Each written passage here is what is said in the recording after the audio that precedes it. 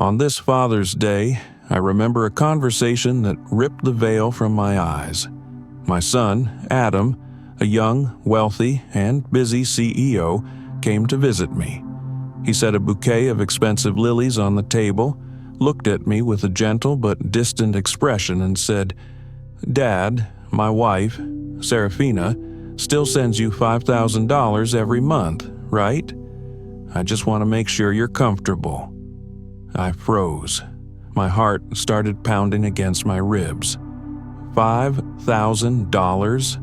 For the past 8 months, I'd been living on the small pension and relying on the church food bank. I whispered, my voice trembling, "Son, the church is helping me get by." He stared at me, the smile vanishing from his lips.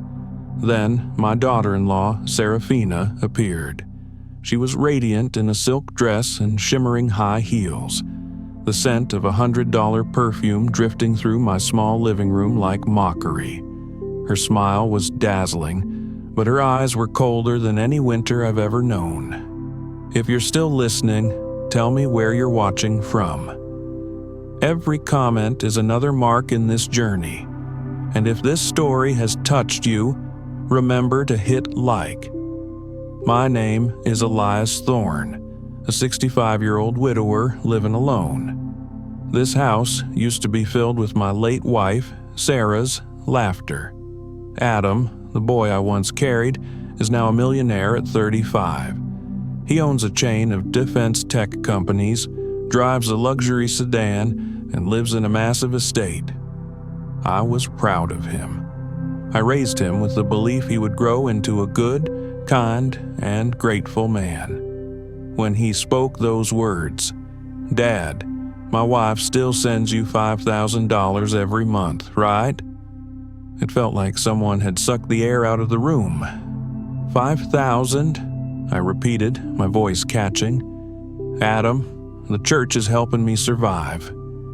He looked toward Serafina.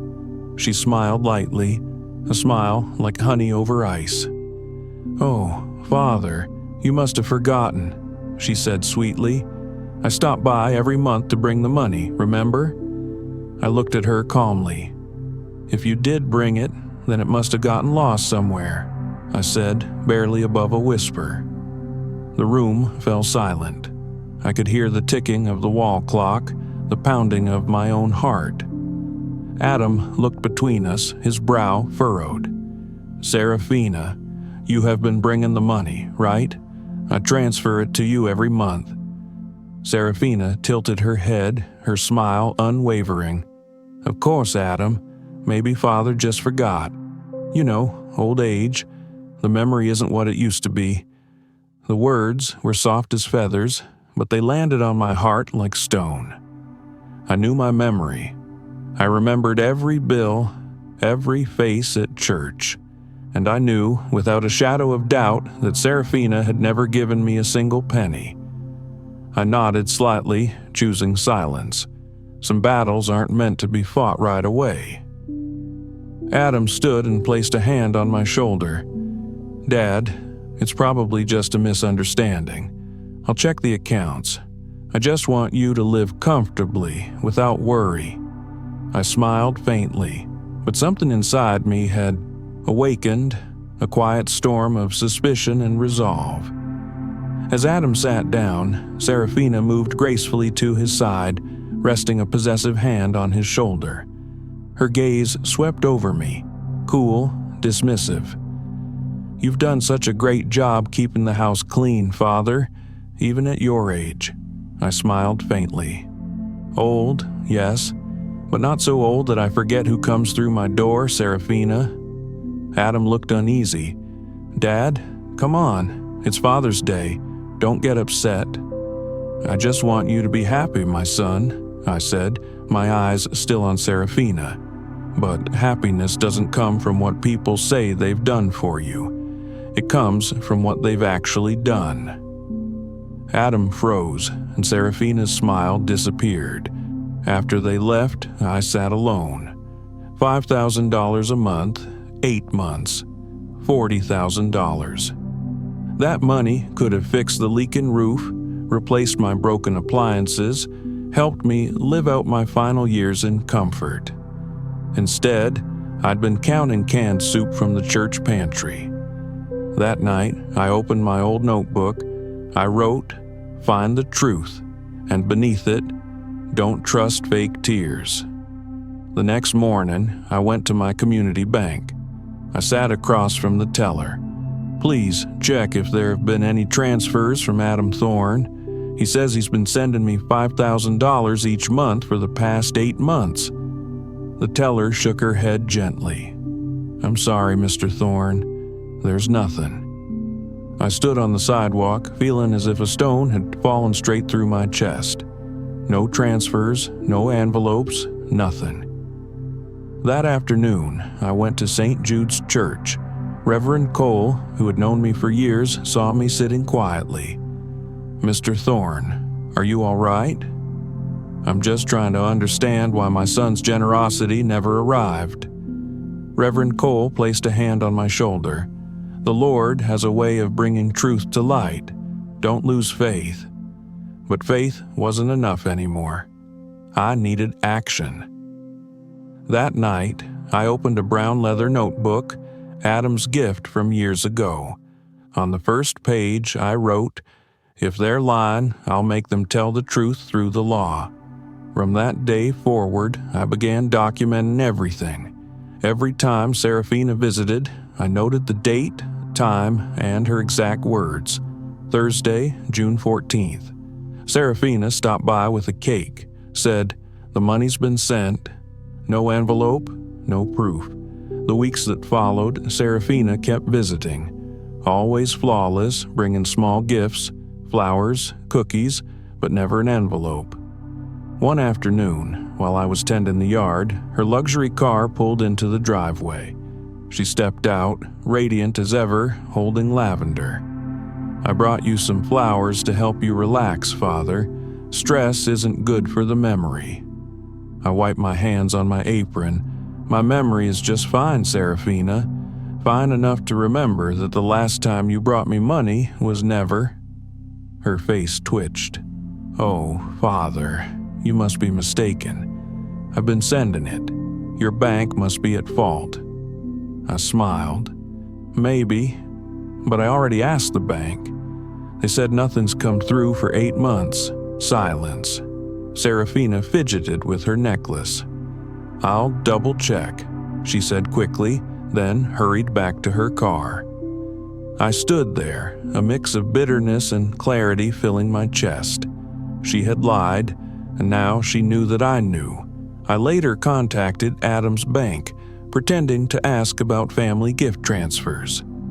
One kind employee hinted if funds were transferred, they'd have to land in an account under your name. If you never received them, someone might have used a different account in your name. Another account bearing my name, but not mine. I knew what I was up against. Serafina was smart and manipulative, but I had managed accounts for decades. The next morning, I went back to church, carrying a small envelope filled with copies of my notes. I handed it to Reverend Cole. "Father, if one day I can't come to service, please keep this safe for me." "Elias, what are you doing?" I smiled gently but firmly. "I'm just preparing for the truth to be heard." As I walked home, my heart felt lighter. I was no longer the frail father praying in silence. I was Elias Thorne, the man who would reclaim the truth for the son who mistakenly thought he had provided for him. I knew the road ahead would be long. There would be tears, pain, and the sting of betrayal. But I wasn't afraid anymore. I would get back every cent of the $40,000 they thought they'd stolen, but more than that, I would reclaim the respect they thought I'd lost with age. As the sun set behind the old oak trees, I sat on my porch, gazing at the burning red horizon.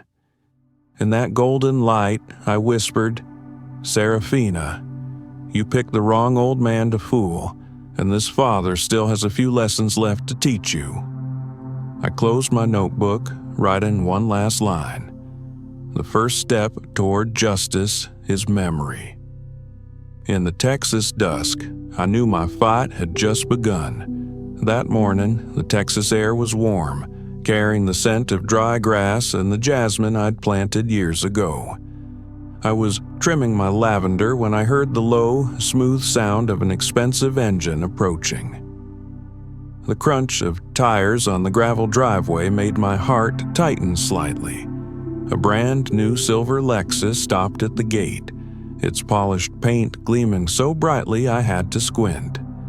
Serafina stepped out, stunning, as if she'd walked straight out of a magazine, a cream linen dress, oversized sunglasses, and mirror-shiny heels.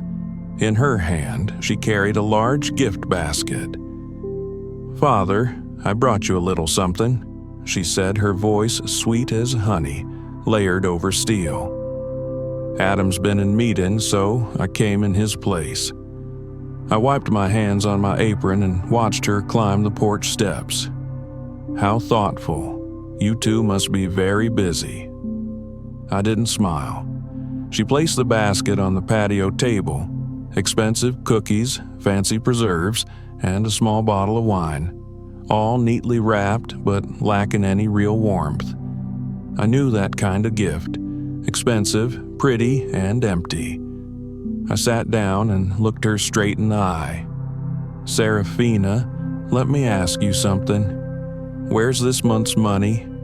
The $5,000 you said you'd bring over?" For a split second, her smile froze, barely noticeable. Then she laughed, a sharp, hollow sound like glass tapping glass. "Oh, Father, I must have left it in the car." Her voice pitched slightly higher as she fidgeted with her iced tea. I glanced toward the driveway. The reflection off the hood of the Lexus highlighted every smooth curve. A brand new vehicle with temporary plates, clearly a recent purchase. I smiled slowly. "Nice car, Serafina. Must have cost quite a bit." She shrugged, her laugh brittle. "Oh, not really, Father. I just upgraded for convenience. My work requires a professional image." "Of course," I said calmly. "A new car for work, and old envelopes that keep getting left in the car? How odd." Her face stiffened. "Oh, Father, you don't trust me anymore. Next time I'll bring the bank receipt, all right?" I didn't reply. We sat there quietly, the sound of the yard cicadas filling the silence. She stood first, checking her watch. "I have to run. I'll remind Adam to resend the money through the bank. I'm sorry for any small mix-up." "All right, go on then." "Oh, and don't forget the envelope in your car this time." She paused, smiling thinly, a mix of annoyance and caution.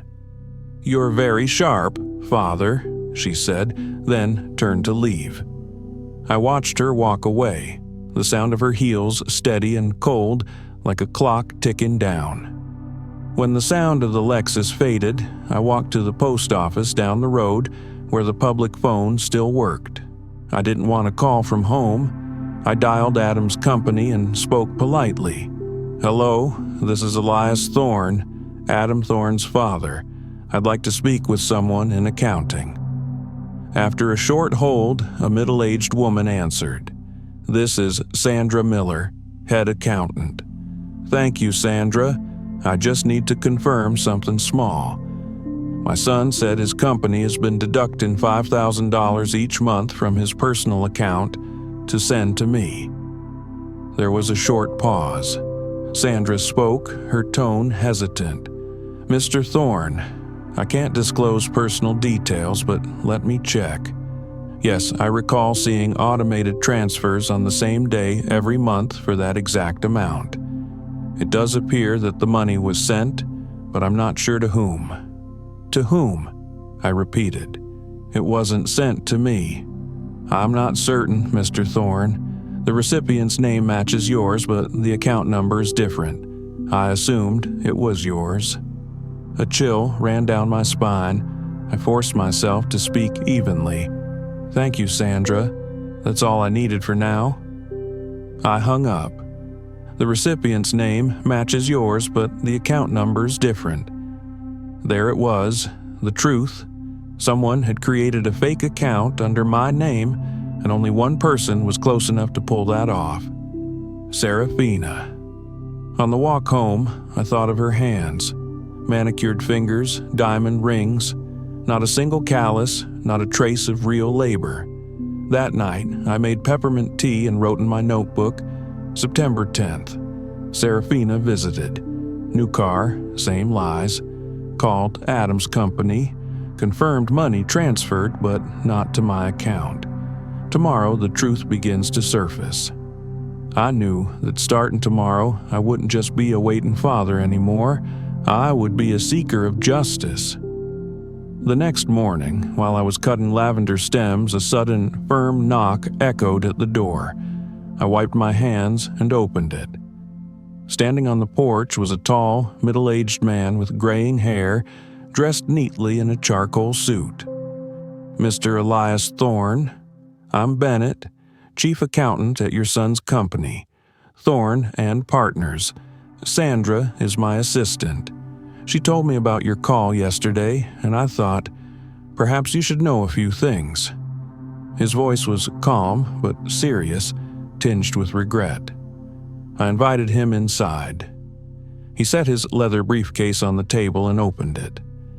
Inside was a thick folder, neatly clipped and organized. The familiar language of accounting, my world for 30 years before retirement. He slid the folder toward me and spoke slowly. These are copies of 8 transfers, each for $5,000. $40,000 total. Recipient, an account under the name Serafina. Thorne. It felt like a bucket of ice water had been poured over me. My hands shook as I flipped through each page. The papers were clear. Sender, Adam Thorne. Recipient, Serafina Thorne. The money was never intended for an account under my name. I looked up, my voice hoarse. Mr. Bennett. He sighed, removed his glasses, and wiped them with a cloth. Your daughter-in-law, Serafina. Every document for the sub-account bears her signature and a signed authorization from Adam. I froze. Authorization? You mean Adam gave her permission to use my name? Bennett nodded. Most likely he didn't read the forms carefully. She presented an ID copy of you, which I suspect was forged. Very sophisticated. The system automatically registered it as your account, even though the recipient was her. I pressed a hand to my forehead, the room spinning slightly. It wasn't just betrayal, it was humiliation. For 8 months, Serafina had used my name, a father's name, to siphon money from my own son. And Adam? I asked quietly. He doesn't know? Bennett hesitated before answering. Honestly, I don't think so. Adam's a hard-working man, but he trusts people too easily. He let Serafina handle most of the paperwork and he paused and looked up at me. She's also been using the company credit card for personal expenses. I stared at him. The company card. Yes, the corporate credit card of Thorne and Partners. Supposed to be for client entertainment and business expenses, but recently we found irregular charges. Spa visits, jewelry, clothing, even first-class flights to New York. Over $30,000 in just 3 months. I sat in silence. The words spa, jewelry, flights echoed in my head like a hammer striking metal. I turned to look out the window. I remembered Serafina's voice that day. Mother, Adam's so busy. I handle everything for him. Now I knew everything meant every dollar. I turned back to Bennett, my voice raspy but firm. Mr. Bennett, if I want to expose this, will you help me? He met my gaze, his gray-blue eyes steady.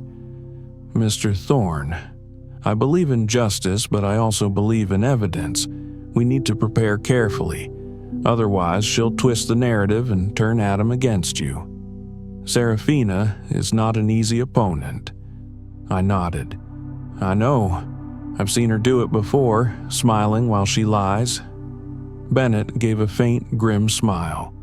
I'll help, but give me time to gather everything. I need to pull all transaction histories, related documents, and secure written confirmation from the bank that the account isn't yours. It'll take a few days, but I promise we'll have the truth. Thank you, Mr. Bennett, I said softly. You have no idea how much this means to me. He closed the folder and stood. I'm just doing what's right, Mr. Thorne. And I'm sorry to say this, but cases like yours happen more often than you'd think. Many people are betrayed by those closest to them. I nodded, my eyes landing on a framed family photo on the wall. Adam, at 10 years old, grinning beside his mother. I remembered my late wife saying, "Teach him to tell the difference between good men and smooth talkers, Eli. They often wear the same smile." Bennett left afterward, leaving me alone with the stack of papers. The door clicked shut, and the house went quiet again.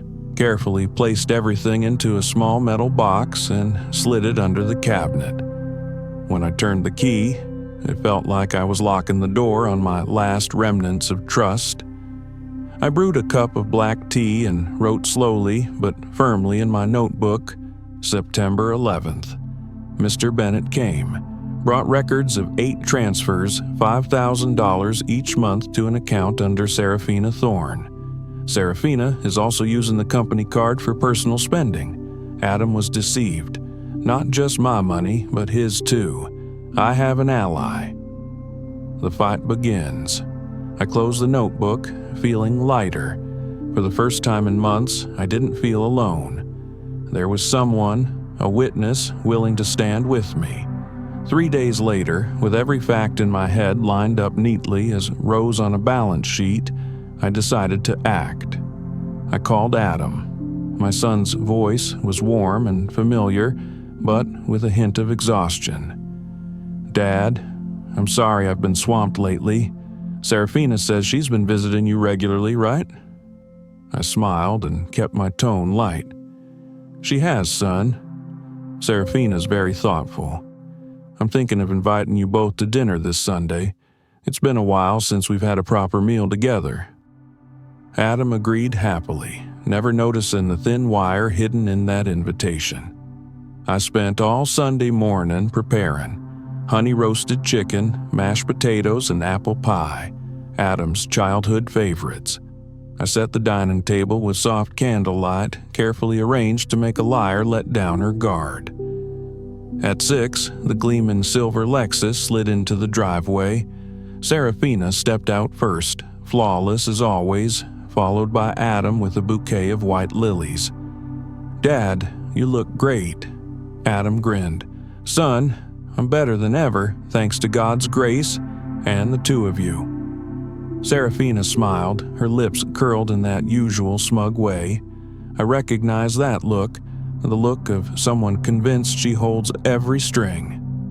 I poured wine and tea, chatted about the weather and the lavender. Everything flowed as if no shadow of doubt had ever passed through the house. I let the room warm up. When the main course was served, I looked up and smiled. "I truly appreciate you both, especially for this month's $5,000. Serafina paused just a fraction, then flashed a bright smile. "Oh, Father, please don't be so formal. I'm just doing what I should." I nodded, then asked in an offhand way, like it was nothing at all. "Oh, Serafina, I'm just curious. What day do you usually send it?" She didn't brace herself. She answered instantly, like a reflex. "The 10th every month, Father." I nodded lightly, but Adam spoke, puzzled. "Wait, not the 10th, honey. I set the auto transfer for the 15th. The room went silent. The faint clink of a knife on a plate sounded harsh. They stared at each other. Serafina forced a smile. "Adam, darling, I thought you said the 10th. Adam frowned deeper. "No, I'm sure it's the 15th. I picked that day because that's when payroll hits. The room sank into a cold stillness. I smiled gently and set my fork down. Oh, wonderful. I'll go to the bank on the 15th to check, just to make sure the system isn't having issues. Serafina gave a brittle laugh, trying to hide her unease. Oh, Father, you're so careful. Don't worry, I've been sending it regularly. I sat quietly, watching them both. Inside me was a clean, perfect calm. The calm of someone who knows she's set the exact right trap. After dinner, at the door, I said softly, "Thank you both for coming. Remember, I'll check the account on the 15th, just to be sure the bank system isn't acting up." Serafina forced a smile. Adam kissed my cheek, his eyes gentle as always, but I saw something else there, a thin, new line of doubt. When the Lexus pulled away, I went straight to the small office and turned on the computer. I opened my email and wrote to the only two people I trusted now: Bennett, the honest accountant, and Amelia Rowe, my old college friend who now specializes in financial fraud. I typed slowly, heart steady, eyes clear. The subject: "It's time to begin. Bennett, Amelia, everything's ready." I just confirmed Serafina lied about the transfer date. They think I believe them, but they contradicted each other right to my face. I want us to move forward with the plan. By the 15th, I want every piece of evidence lined up. It's time for her to self-destruct. Elias. I hit send and leaned back. The night breeze stirred the curtains with the scent of jasmine. I listened to the clock ticking, counting down to the 15th, the day the truth would begin to crack through. 2 days later, Bennett replied. The email was short, just like him. I obtained confirmation from the bank. The account under your name was opened by Serafina with forged documents. They'll release data once we have a subpoena. I read the reply, feeling my chest tighten and then loosen, like hearing an old iron gate swing open. I'm not cruel. I just want the truth spoken so my son can finally wake up. I want Adam to understand that trust is not a blank check for someone to drain until nothing is left. That night, I opened my notebook and added one more line as a small ritual. September 13th. Dinner went perfectly. Serafina exposed herself. Adam began to doubt. 15th bank check. Justice is coming, soft as a breeze. I closed the notebook and blew out the candle. In the dark, moonlight filtered onto my face. I looked in the mirror and whispered to myself, or maybe to my wife, long gone, "Sarah, do you see?" She thinks she's clever, but her own mouth tightened the noose. All I have to do is stay quiet and wait for the 15th. I smiled a small smile, warm enough to fill the room. The trap was set, and the prey was walking in. The next morning, the Texas sky was startlingly clear. Today was the day Bennett had promised to send everything. In just a few hours, every lie would be stark black ink on white paper. Around 8:00, the phone rang. It was Bennett. "Mr. Thorne." His voice was steady and low. "It's all done. I just sent you the full statements with related invoices. Amelia has reviewed them. She says with your signature, we can open a legal case." I thanked him softly, trying to keep my voice from shaking. I never imagined that at my age I'd need an accountant and a lawyer just to protect the money my son intended for me. 15 minutes later, the mail carrier knocked, delivering a large sealed manila envelope stamped "Confidential Hayes Financial Record." I set it on the table and stared at it before opening it. Inside were dozens of clean printouts, 8 transfers, each for $5,000, $40,000 in total. Sender Adam Thorne, recipient Serafina Thorne. I read them twice. At the bottom, Bennett's blue ink note: Mrs. Serafina Thorne used this as a personal account. In addition to the 8 transfers, there are other charges via the secondary card: spa, shopping, travel, and a new car lease. Total spending over 8 months, $47,800. I sat still. Morning light laid a pale gold over the pages, the color of truth. I turned the sheet. A spa receipt in the city for $1,200. Caribbean travel for 2 people, $3,600. A new Lexus purchase with a $15,000 down payment. Each receipt was a small knife. I remembered her walking into my house, perfumed and polished, saying, "Father, I just want you to know I care for you like my own." Now I understood care meant draining every dollar under my name. I reached for my brown leather notebook, my justice journal. Under the date, I wrote carefully, September 17th. Received Bennett's records. 8 transfers of $5,000, all into Serafina's hands. Spa, travel, new car, $47,800, the price of trust. That afternoon, Amelia Rowe called. Her voice was firm and precise. "Elias, I've reviewed everything. This is a textbook case of financial exploitation. We can go criminal or civil, your call." I paused, then answered quietly, "Not yet. I don't want the court to see it before Adam does. He needs to witness it with his own eyes. Only then will justice mean something." Amelia was silent. Then she said slowly, "You're right. Nothing hurts more than a son realizing his wife has exploited his father's trust. That's why I'd like Reverend Cole to help me. Arrange a small charity evening, a pretext so they'll come." Amelia gave a soft, knowing laugh. "A staged night to expose the truth. Smart, Elias. I'll ask Bennett to condense the file. Give Adam a brief summary he can't ignore." Near dusk, I drove to St. Jude's. After I explained the plan to Reverend Cole, he smiled kindly. "Sometimes the Lord doesn't need thunder to reveal sin, Elias. He only needs the small light of truth." I squeezed his hand in thanks. That evening, I opened Bennett's file again. I spread everything across the dining table, every statement, every receipt. With a red pen, I marked the large withdrawals, then slipped them into a thick beige envelope. On the front, I wrote in bold, steady letters, "Donation documents, Senior Assistance Fund." Only I knew there wasn't a single donation inside, just guilt and deceit. I sat staring at the papers. I realized I was never weak. I had just been convinced to believe I was.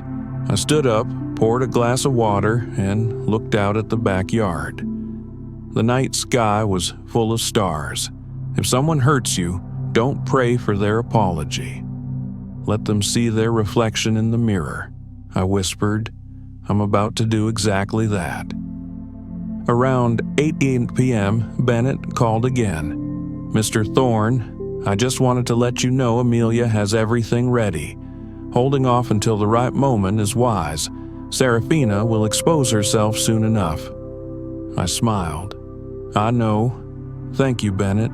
You've helped me believe in justice again." After hanging up, I locked the file away. That night, I wrote one short line in my notebook. Serafina spent over $40,000, all from the father's allowance account. Amelia confirmed enough proof for an elder financial exploitation case. My son needs to see it first. The envelope will sit in the center of the table. I lay down, pulled the blanket over me, and felt light. For the first time in 8 long months, I slept peacefully. I had never loved a Sunday evening more. The late Texas sunlight poured over the garden, turning the lavender vines golden. The pot of beef stew simmered softly, filling the house with the aroma of herbs. I laid out a crisp white tablecloth, antique dishes, and 3 small wine glasses. In the center, the beige envelope rested neatly, waiting to be acknowledged. Around 7 p.m., I heard the car outside. I saw Adam and Serafina arriving. He wore a simple white shirt, while she, as always, appeared overdressed, a pale pink silk dress, new heels, and a string of pearls gleaming at her neck. "Dad!" Adam called out. Adam hugged me tightly. "Dad, I miss this smell, your stew. It smells like home." I smiled, resting a hand on his shoulder. "I made it for you, just like old times." Serafina stood behind him, that polished, fake smile glued to her lips. "Oh, how cozy. You always make dinner feel so special, Father." "Yes," I said softly. "Tonight will be very special." 15 minutes later, Reverend Cole arrived, holding a large white-wrapped envelope. "Sorry I'm late," he said. "Here are the donation papers you asked me to bring." I took it with a nod and gestured for him to join us. Serafina tilted her head, her voice syrupy. "Oh, so this really is a charity dinner? Father, I thought you were joking." I poured everyone wine, smiling gently. "Yes, a dinner to talk about trust, giving, and honesty." The words made Serafina stiffen slightly, but Adam kept smiling, unaware of the tension. Once everyone was seated, I opened the envelope Reverend Cole had brought. I pulled out the papers and spread the first sheet on the table. "Son," I said slowly, "this is the list of all the donations for Father over the past 8 months. I think you should take a look." Adam frowned. "Donations? Dad, I've been sending you the transfers every month." I slid the statement toward him. The bold print was unmistakable. Recipient, Serafina Thorne. Amount, $5,000. Date, 15th of each month. Adam went silent. His eyes dropped to the page, widening from confusion to shock. Serafina jumped in, voice sweet but pitched high. "Oh, that must be some mix-up, Father. You've been getting the money, right? Banks make mistakes with recipient names all the time." I kept my voice calm. "Is that so? Then how about this spa bill in Houston, around $1,200, charged to the secondary card under your name? Was that the bank's mistake too?" Her face stiffened, but she forced a laugh. "Oh dear, maybe someone used my name by accident." Before she could finish, a deep male voice came from the doorway. Bennett stood at the threshold holding more printed pages. "No, Mr. Thorne, no one used your name by accident. I'm the one who prepared those records." Serafina's face went pale. Adam looked at Bennett, confused. "Who are you?" "I'm Bennett," he said firmly. "Chief accountant at your firm, and the one your father authorized to investigate the transfers made under his name." The air froze.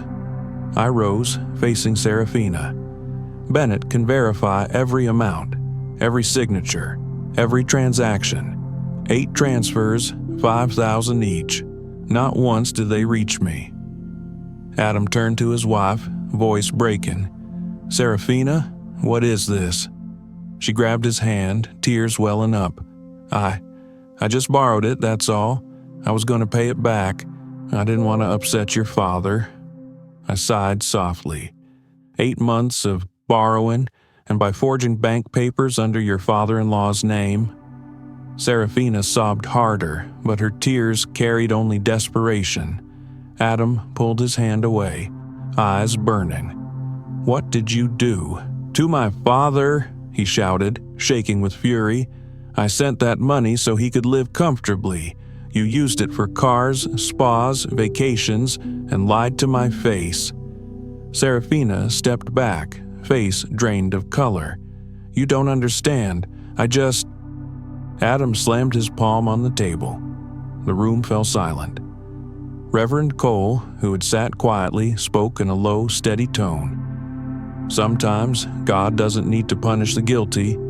He just lets them see their true reflection."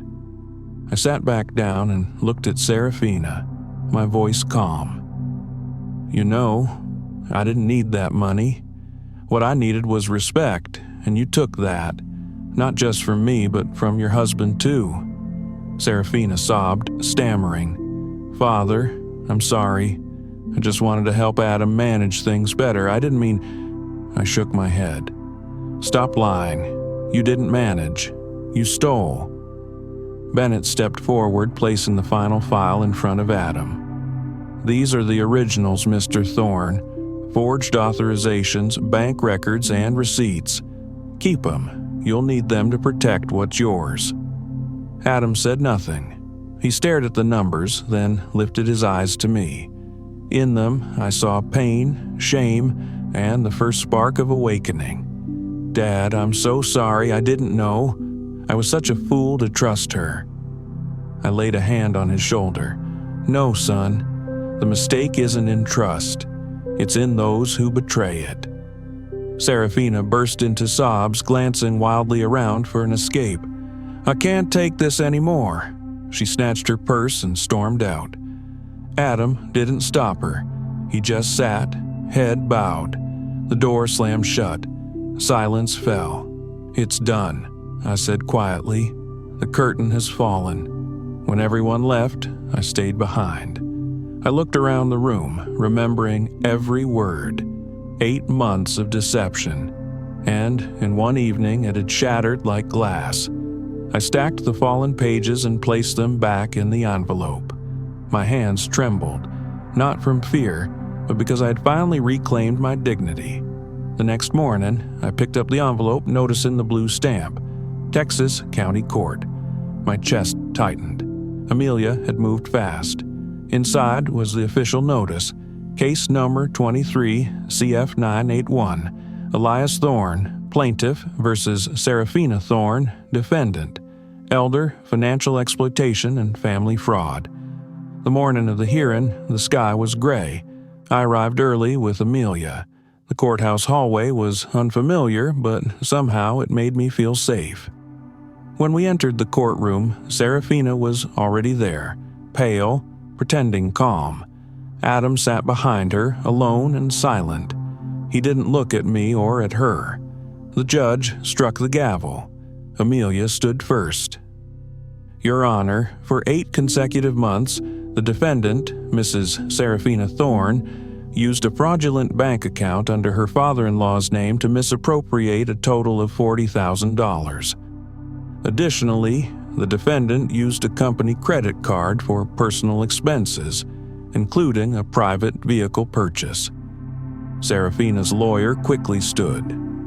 "Your Honor, my client maintains this was merely a misunderstanding in the household financial management. Mr. Elias Thorne is elderly and may have misremembered the transfers." Serafina lowered her head, feigning fragility, then looked up, her voice trembling. "Your Honor, my father-in-law's been forgetful lately.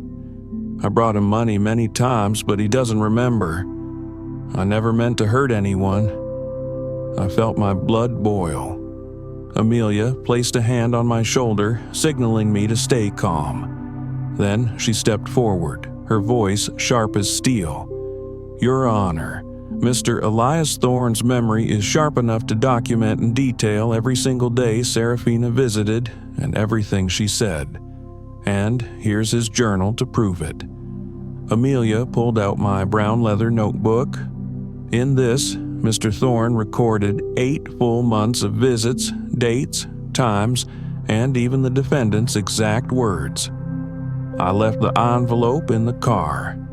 Every line perfectly matches the bank transaction data. The judge frowned and turned toward Bennett, who stood as an expert witness.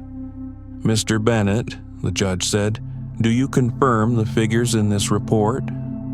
Bennett stood and replied firmly, "Your Honor, I confirm that all statements are authentic. Each transfer was made from Mr. Adam Thorne's personal account to an account opened under the name Elias Thorne. However, that account was in fact opened and controlled by the defendant, Mrs. Serafina Thorne." The judge nodded, his expression stern.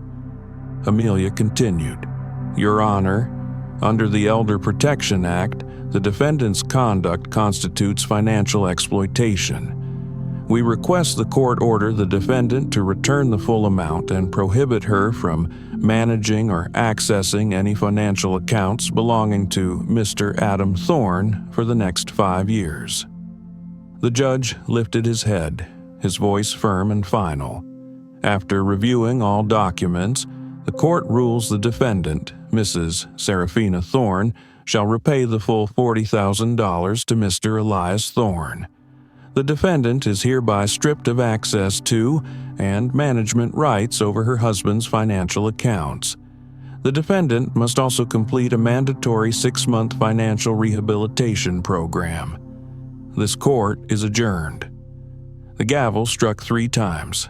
Serafina sank into her chair, turning to Adam, her voice trembling. "You have to believe me. I didn't mean to." Adam said nothing. He just looked at her with empty eyes, then turned away. The sight made my heart crack open. I didn't feel joy, only a dull ache. To reclaim justice, I had to watch my son lose his marriage. Amelia placed a hand on my shoulder. "You did the right thing, Elias. You didn't just protect yourself, you saved your son." I nodded, but my lips couldn't form a smile. Justice, I realized, is a double-edged sword. It cuts through the chains of deceit, but also severs the fragile threads of family. When I left the courthouse, the sky had already turned dark gray. Rain began to fall, heavy drops splashing onto the stone steps, breaking apart into hundreds of smaller ones. I stood under the awning, looking up. The rain was cold against my skin, yet somehow I felt lighter inside. There was no applause, no cheers, no sense of victory, only the quiet peace of someone who had walked the full circle of justice.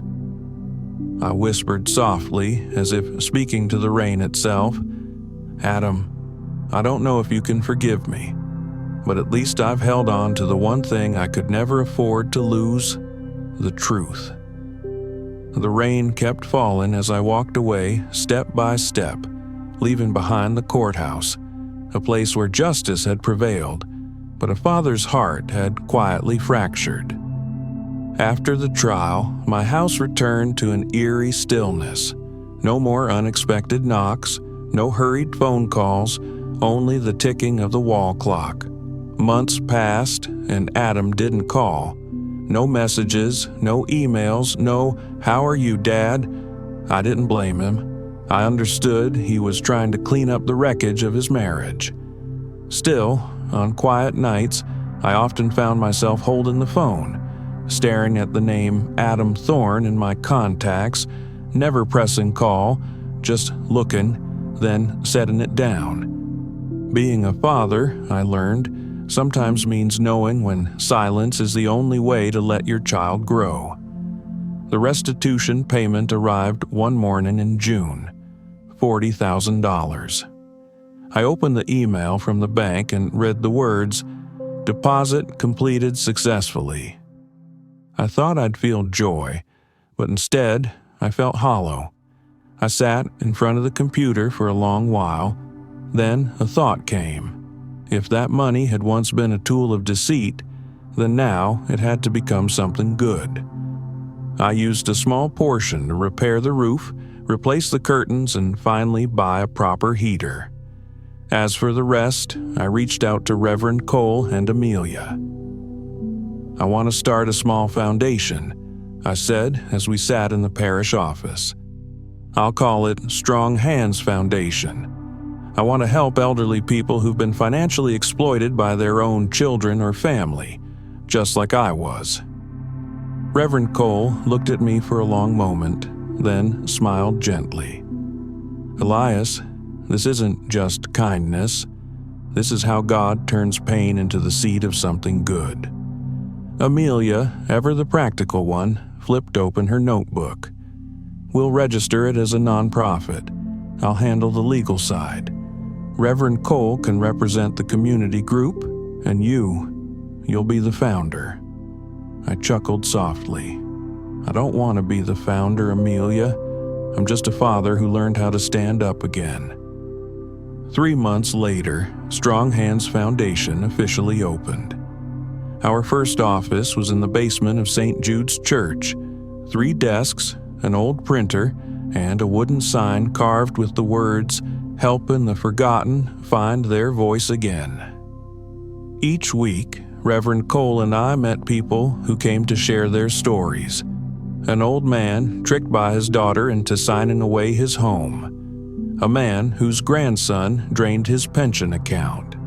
Each story was a wound, but I had learned how to listen without crying.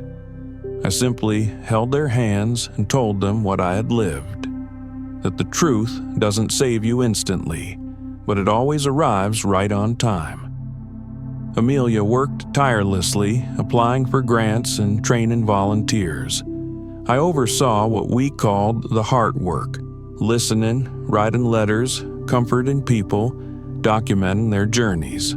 One afternoon, while tidying up the desks, Reverend Cole said quietly, "Elias, isn't it strange? Your pain has become light for others." I smiled. Maybe that's how God rewrites the ending for those who were once betrayed. As the foundation grew, reporters began to reach out. They wanted to interview the brave father who sued his millionaire daughter-in-law. I declined them all. I don't want to become a story for people to gossip about. I just wanted peace. Sometimes silence is the only way to keep a wound from bleeding again, I told Amelia. She nodded. You're right. Justice can be public, but healing has to be private. At night, I developed a new ritual. I'd place a small candle on the table by the window. Its gentle glow would fall on the photo of Adam and me.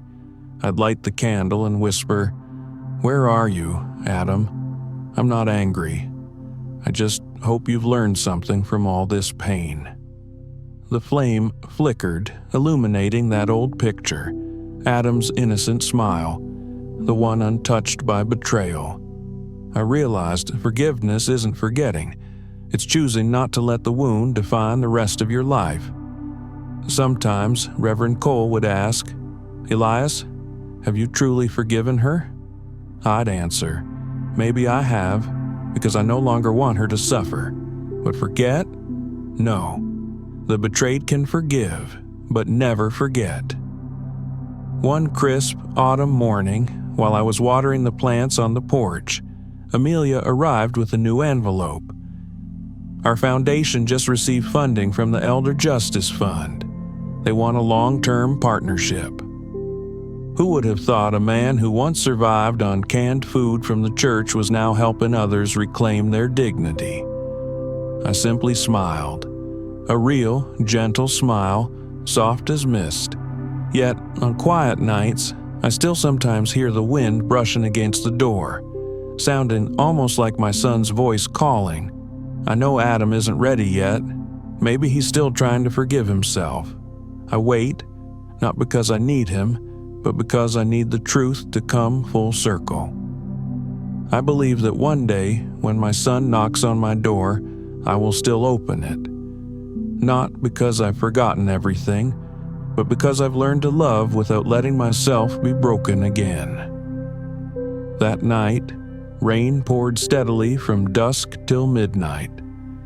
I was sitting by the window reviewing the foundation files when I heard a knock, soft but insistent, carrying the chill of the storm.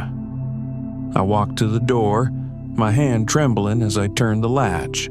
The door swung open, wind rushing in, and there under the downpour stood Adam. He was drenched, hair plastered to his forehead, eyes red and weary. "Dad," his voice cracked. "Dad, I'm sorry. I've been so stupid." Before I could respond, he stepped inside and sank to his knees on the wet floor. A broken sob escaped him, raw, unguarded. I knelt beside him, placed a hand on his shoulder, and said softly, "Adam, get up, son. Everyone stumbles. Forgiveness isn't forgetting. It's saving yourself." He lifted his head, tears mixing with rain streaming down his face. "I don't deserve your forgiveness. I doubted you, let her manipulate me, stayed silent while you suffered. Dad, I lost everything." I gently guided him to the sofa, drying his hair with a towel as I used to when he was little. "I don't need your apology," I said quietly. "I just need you to remember. Truth never arrives late. It only waits until we're brave enough to face it." After a long pause, Adam whispered, "Serafina's gone, Dad." He continued, "She drained the savings account, took what was left from the company and disappeared. She only left one message: you trusted the wrong person." I took his hand, warm, firm. "No, son, you just realized the truth too late. But even when trust is broken, it's still what separates us from those who deceive." He rested his head on my shoulder. "I lost everything, Dad. My career, my money, my dignity." I stroked his hair, my voice calm. "No, my son. What you found tonight is far greater. The heart that knows how to admit its mistakes." The rain lasted until almost midnight. "I don't understand how you can stay so calm after everything," he said quietly. I smiled faintly, because I know justice isn't about making someone pay. It's about restoring balance.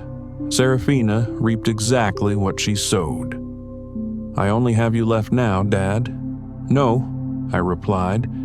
"You still have yourself, and what you choose to do from this moment on will decide whether you truly stand again." He was silent for a while, then suddenly said, "Dad, can I help with your foundation? I want to do something meaningful." I looked at him. "Are you sure, son?" "Of course, Dad. I don't want to live the way I used to anymore. I want to relearn how to use money to heal instead of to hurt." From that day on, Adam came to help at the foundation every weekend. He drove in early, bringing coffee for everyone, organizing files, and writing letters. People say time heals everything, but for me, it wasn't time. It was my son's transformation that became the real medicine. One morning, I saw him sitting at his desk, focused on fixing a spreadsheet, his hair glinting in the sunlight. In that moment, I saw my little Adam again. "Adam," I called softly. He looked up. "Yeah, you've crossed your own pain, son," I said, smiling. "Not everyone has the courage to do that." He smiled faintly, a rare, genuine smile. "If it weren't for you, Dad, I don't know how long I'd still be drowning in guilt." "I didn't save you, Adam. You saved yourself." Outside, a gentle rain began to fall. The door he had once knocked on that stormy night now stood open. Only the wind carried the scent of damp earth and lavender. As I watched my son smile in that sunlit room, I knew the storm had passed and peace had finally found its way home. A year later, Texas bloomed into spring. Lavender flourished by the porch. I was brewing tea when the phone rang. A call from the state capitol. "Mr. Elias Thorne, congratulations. You've been selected as Texas Man of the Year. The council honors those who've contributed to social justice and senior rights." The ceremony was held in the grand hall of the city courthouse. I chose a simple, light blue suit. When I stepped onto the stage, applause filled the room. Among the crowd, I saw Adam in the second row, his eyes glowing with pride I hadn't seen since he was a boy. The host smiled. "Mr. Elias Thorne, the founder of Strong Hands Foundation, a man who turned personal pain into a force for justice." I walked to the wooden podium, my voice steady. "Thank you," I began. "But today, I'm not telling my story.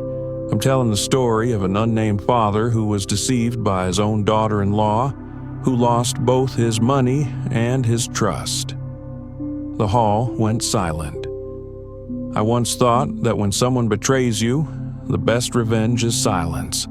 But I learned something else. When someone steals your trust, reclaim it with truth. No shouting, no hatred, just truth. Applause erupted. I paused, taking a deep breath. From the front row, I saw Adam wiping his eyes. When I spoke again, my voice softened. Justice isn't just what happens in court. It begins the moment you find the courage to say, enough. Even when the one who's wronged you is someone you love. That's the bravest act any father or any human being can do. After the ceremony, Adam came up beside me, draping his jacket over my shoulders. "Dad," he said softly, "I've never seen you shine like this. It's not because of the award, son. It's because you're here like the old days. Only now, you truly understand what honesty means." He smiled back, eyes still misty. "I do, Dad, and I promise I'll live by it." That night, back home, I sat at my desk and opened my worn journal. I wrote the final line. A father's greatest victory isn't winning in court. It's teaching his child the value of honesty. I closed the book, listening to the wind outside. I blew out the candle beside the photo frame. Its light dimmed, and in the darkness, I whispered to myself, "Thank you, Serafina.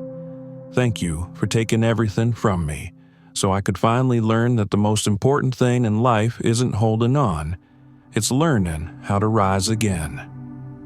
My life was no longer loud, rich, or grand, but it was full in its own quiet, peaceful way. And if you're still here with me, listening, I want to say this. Thank you for staying with me until the very end of my story. If you've ever faced injustice or betrayal within your own family, share your story in the comments below. I truly want to hear it because maybe your voice today could help someone else find hope tomorrow. And if you believe, as I always have, that the truth will always find its way home, please like, subscribe, and stay for the next stories. I'll tell you about fathers, about families, about those who once fell but rose again through the light of justice and compassion. From Texas.